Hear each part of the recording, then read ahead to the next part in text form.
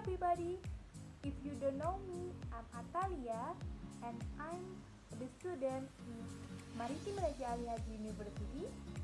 So today I'm going to be talking about legal policy of interfaith marriage in Indonesia.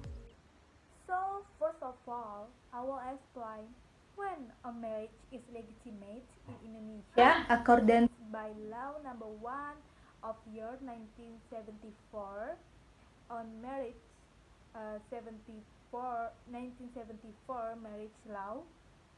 Besides the 1974 marriage law, there are the compilations of Islamic law.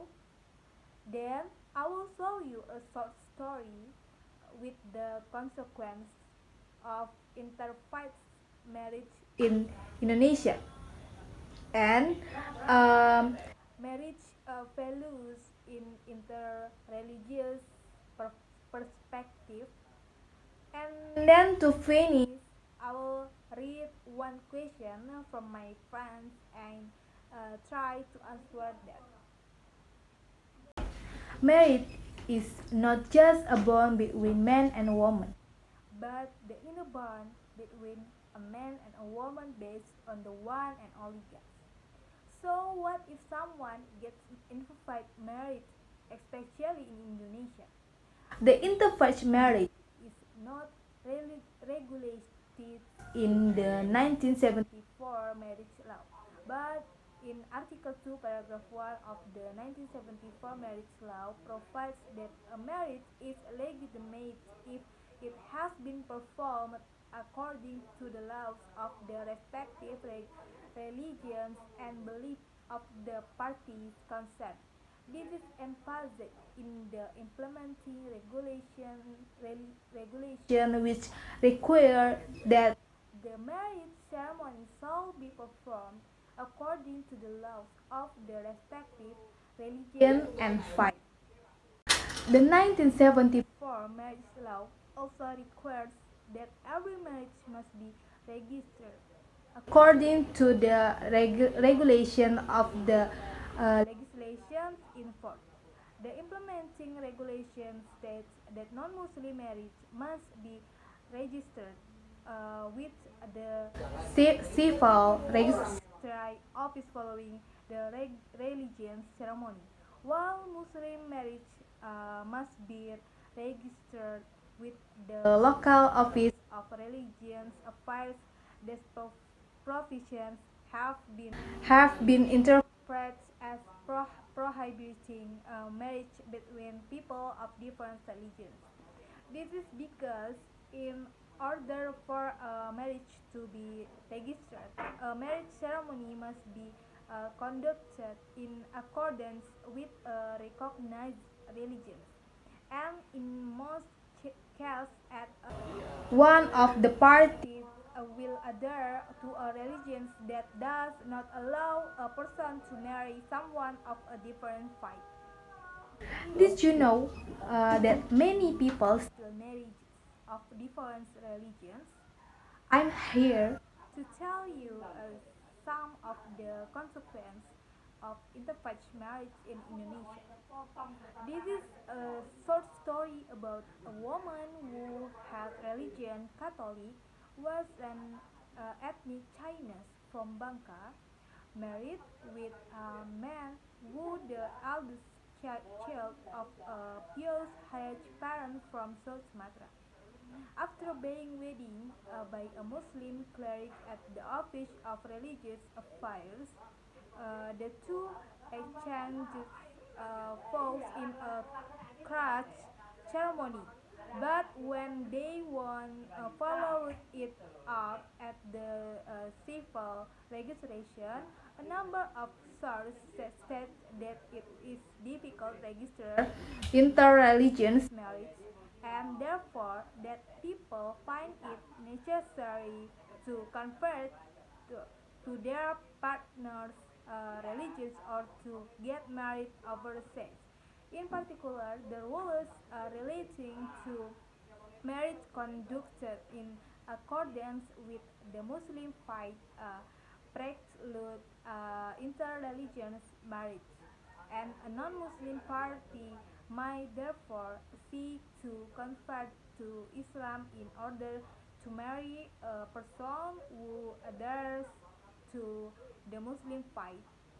Under the provisions of Article 5, 56, paragraph 1 on the 1974 marriage law, marriage which held outside Indonesia between two Indonesian citizens or an Indonesian citizen with for foreign citizen is lawful. It is if it is done under the law applicable in the country where the marriage is held, and for Indonesian citizens uh, do not violate the provisions of this law.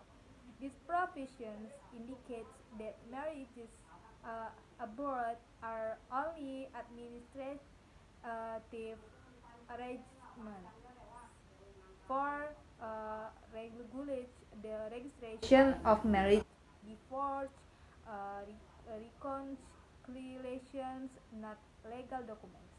Therefore, the interfaith marriage abroad conducted by Indonesians is an act of law smuggling, but both partners try to avoid the law or the implementation of a national law. Let me go into some more detail about effect when divorced. Regulations set out particular requirements and process include the legal grounds for divorce. Divorce must be carried uh, before a court if the marriage was conducted in accordance with Islamic law.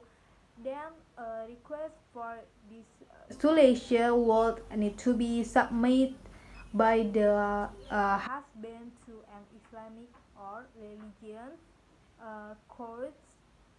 If the marriage was registered as a non-Muslim marriage, then the general court would have a jurisdiction.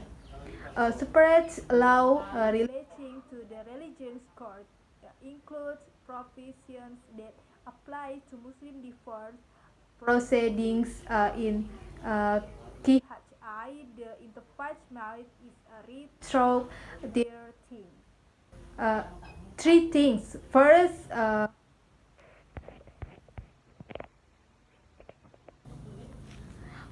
the difference of religions as a lack of marital terms. Second, religious difference as the reason for the prevention of marriage. Third, the difference of religions as the reasons for the cancellations of marriage. In addition, based the 1974 marriage law, it is not explained at all. According to some experts and law practitioners, they have found the three different understandings in the law of marriage law when associated with the interfaith marriage. First, the interfaith marriage is a violation of the 1974 marriage law, Article 2, Paragraph 1, and Article 8, letter F. Second, the interfaith marriage is not a violation of the 1974 marriage law, but it is valid and can be held because it has been conferred in intermediaries. Third, the interfaith marriage is not regulated in the 1974 marriage law. So, let's review the key points from this session. On the other hand, marriage is also regarded as a legal act because marriage is about life that relates to the relationships between individuals and society. Although inter-religious marriage does occur in Indonesia, the legal situation surrounding it is complex. The facts that The 1974 marriage law does not explicitly address that issue of interreligious marriage might be seen as creating a legal vacuum. Another view, however, is that such marriages are clearly prohibited. To finish, I will read one question from my fans. Uh, Thank you for help me to complete this my homework. I will try to answer your questions.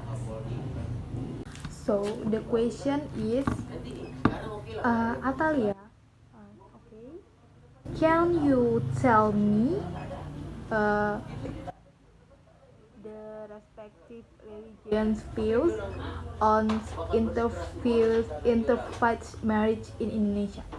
Oh, okay. I will try to answer your questions. Let's see marriage values in inter religions perspective. First, in Catholic, the interfaith marriage is not the ideal form of marriage, and it is difficult to realize that purpose of marriage itself. Secretly in the canons, 186 declares marriage between Catholic and non-Catholic is illegal. Uh, for Protestants, is looser than Catholics in matters of religious marriage.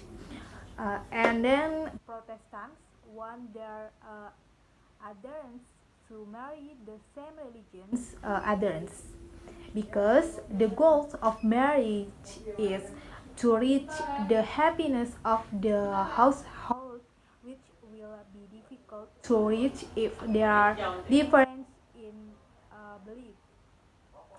Um, by comparison, in Buddhism also giving freedom to its adherents in choosing a spouse, but the one of the conditions that must be fulfilled in marriage is that candidates must have the same religions as them.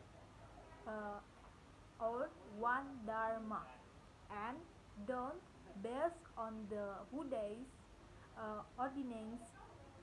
So last Hindus determines whether marriage is legitimate or not based on the religion. Thus, marriage must be done according to Hindu law, and for the legitimation, it must be based the Hindu marriage by priest or Pinandita. The interfaith marriage is not declared as valid by Hindu, except the non-Hindus are sacred through a religious ceremony that they officially become a Hindu. Marriage in Hinduism is a way for fostering households which aim to form a happy family, grahastha asrama, based on the belief in the one and only God. So, this is my answer. Hope you understand. Thank you for your question. Okay, guys, uh, that's all. Thank you. See you next time.